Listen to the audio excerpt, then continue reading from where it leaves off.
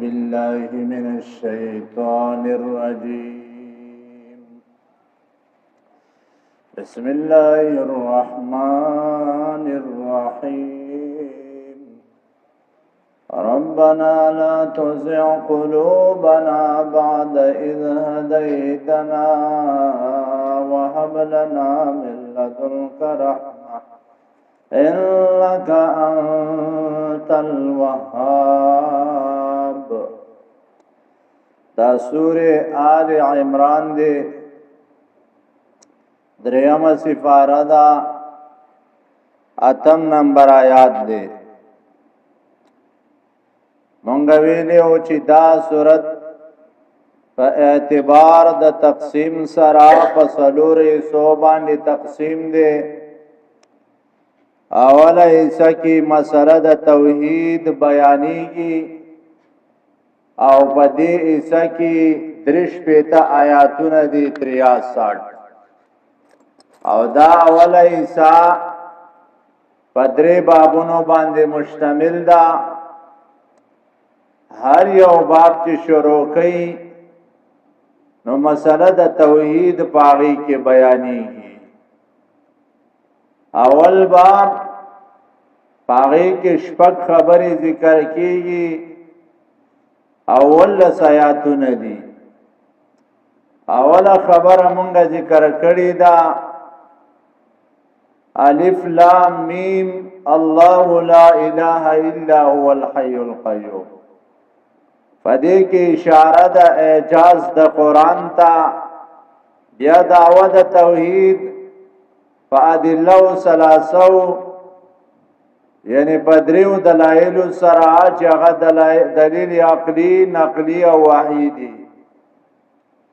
دویمه خبره ذکر کېدله د آیت نمبر 2 نا شپږم نمبر آیات پوری. پدې کې جواب د شبهه د نسوارو. شبهه داوا چې مخکې کتابونو کې لکه انجیل کې عیسی علیہ السلام ته ابن الله ویل دي، نو د دینه معلومیږي چې عیسی علیہ السلام د الله زوی دی. الله رب العزت دا غي جواب وکړو چې دا ابن الله دا د متشابهات نه دی، ځکه چې الله فرمایي و اخر متشابهات 100 نمبر آیات کی دا د متشابهاتونه ده. بعض آیاتونه هغه محکم دي، واضح او صفا معنی والا دي، او بعضی مشابهاتونه دي. نو دا ابن الله دا په معنا د بچی باندې आवाज نه ده، په معنا د محبوب باندې هم راځي. لکه سوره مائده کې وراشي ان شاء الله. دریمه خبره تعلیم د دعا عند الشبهات. ګورا ستا شک راغی لکه نن سبا عوام الناس وی چیرې مولیانو زمونه خطا کړی دا پچا پسې لاړ شو، یو وای داسې وکا بل وای داسې وکا. دعا غواړه مانځه کې متبار بار دعا غواړي اهدنا الصراط المستقیم. یا الله په سیده لار باندې ما مضبوط کا.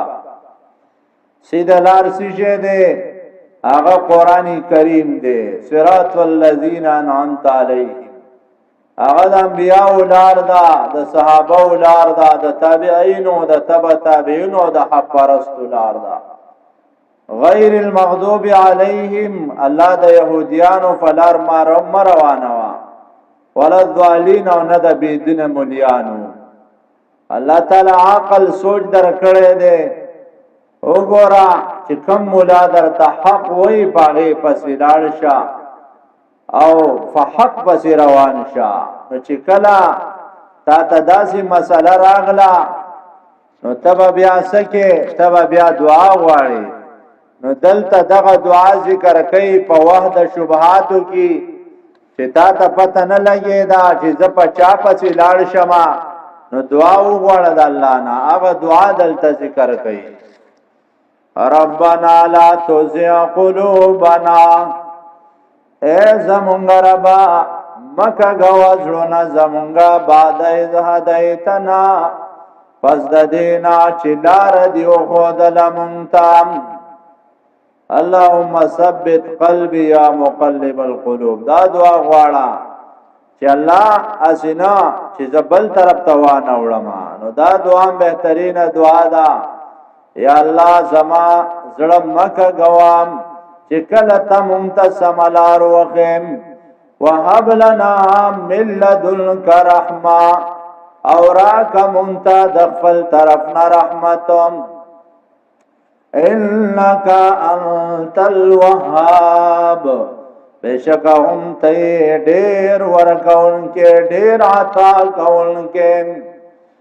ربنا انك جامع الناس اے رب زمونگا بیشک تجمع کون کې خلق لرا لیوم الفدا سورت باندی لا ریب فی چیس شک نشت دے فاغی کی ان اللہ لا یخلف المیعاد ابشک اللہ مخالفت نکی دغفل وعدی اللہ وعد نماتی نو زمونگم دا یقین دے زمونگم دا قیدہ دا چې باس بعد الموت دا بالکل یقینی دی چې څوک د دین انکار کوي هغه مسلمان نشي جوړې دي ان الذين كفروا بشکا کسان چې کفر کړي دي کافران دي لن تغني عنهم اس کلمه فکار را نشي داغي اموالهم مالون داغي ولا اولادهم او اولاد داغي من الله شيئا